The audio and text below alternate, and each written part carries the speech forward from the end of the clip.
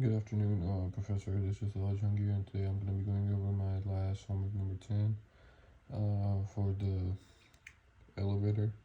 So, first, let me go over my documentation where in this homework, basically, I'm creating a four-story building elevator with the specifications shown below.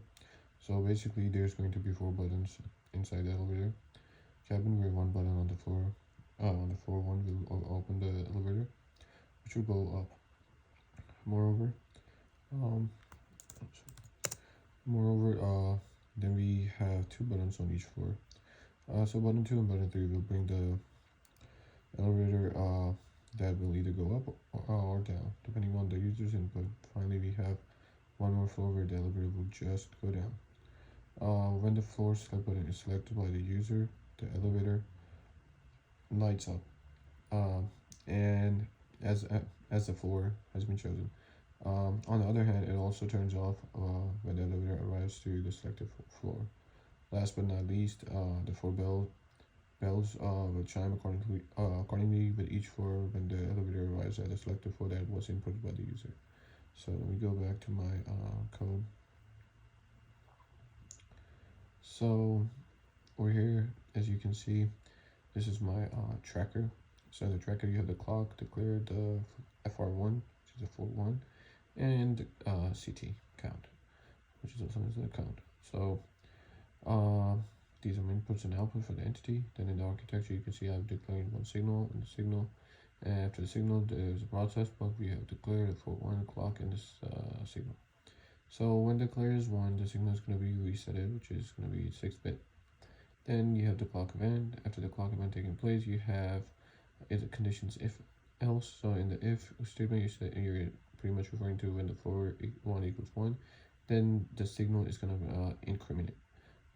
So if not, then it's going to remain the same. So any of the statements, then your signal is being directed to the output at the end, and you're completing your architecture.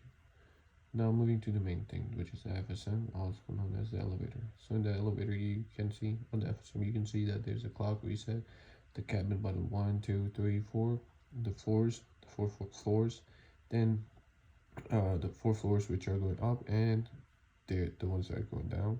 Then you have the open elevator, closed elevator, going down, going up, the 4 LEDs, the 4 bells, and track, which is tracking the number of times, which is pretty much the tracker in a way. So then you have the architecture, which is being declared by the entity boards to design the given system. In the architecture, you have the states, the floors, which are the 4 floors, the state 0 and up and down. Now you have the current state and next state, and finally you have in the process block, you have the FSM clock and the next state. And after you begin that, you have the clock event. After the clock event taking place, it tells you that the current state is going to be the next day, same old stuff. Moving down, you have another process block. In this process block, you have the floors that are going down, going up. You have the sensors, you have the cabin buttons, and you have the current state, and you also have the reset. Moving on, everything is set to 0 because it's about to start. So I'll just go over one of the conditions. So if the reset is 1, the next state is going to be state 0. Now moving to case conditions. So if the current state, for instance, is state 0, right? Then the FSM sensor, when it's 1, the next state is going to be floor 1. If it's 2, it's going to be floor 2, 3, floor 3, 4, floor 4. So moving on, as you can see over here, where did I go? Okay, so finally, yeah, when it's next day, state 0, it will remain there. So yeah, moving on, when it's up, it goes up. If FSM closes the doors, which is closing the elevator, right? So if it's if the cabin button is 2 and the floor is going, or the floor is 1, floor 2 is 1, or floor 2 is down, and the FSM sensor 2 is 1, then basically you've summoned 2 and sensed 2, so in a way that you're going to floor 2, and the LED 2 is going to turn on. So same things with 3 and 4, and When going down, same conditions. When going down, it's going to go down, close elevator. And once again, if the button is 1 and the floor is 1, or the sensor has been detected to 1, so then it will go to floor 1 where the LED will turn on and you will reach floor 1. So moving on, these are the same stuff with the other floors as well. And that's pretty much it towards my FSM. Finally, towards my top level, same stuff. At top level, you can see I have the top level entity where I have the clock, the clear, the reset, the buttons, the going down, going up, the sensors, the bells, and the chimes, and the tracker. Then the architecture, we decline the architecture by using the entity ports of the top level to design the given system.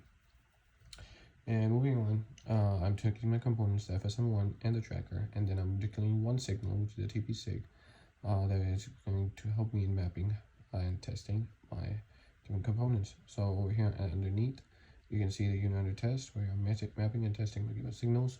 Select the tracker, you can see I've mapped my signals, the TP clock, the TP clear, the SIG, and the TP tracker. And then the second method of how you map is done over here for the FSM. Now I'll just compile, and then I'll show you the screenshots that I took from my simulations.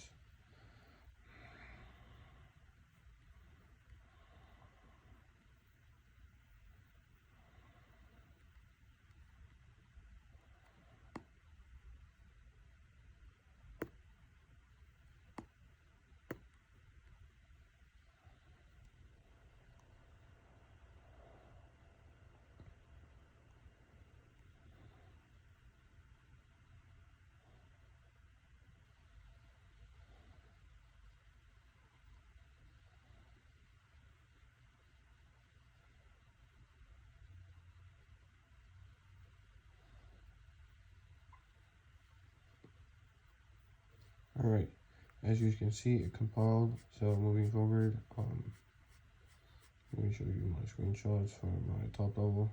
So here's my top level simulation.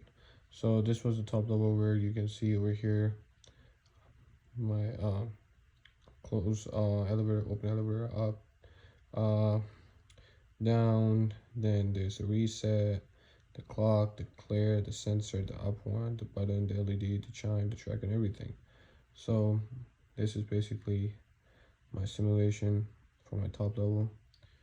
And then moving down, this is my tracker. The tracker, you can see my clock clear FR1 and count CT count. And over here you can see my tracker. So that is pretty much it. Thank you so much.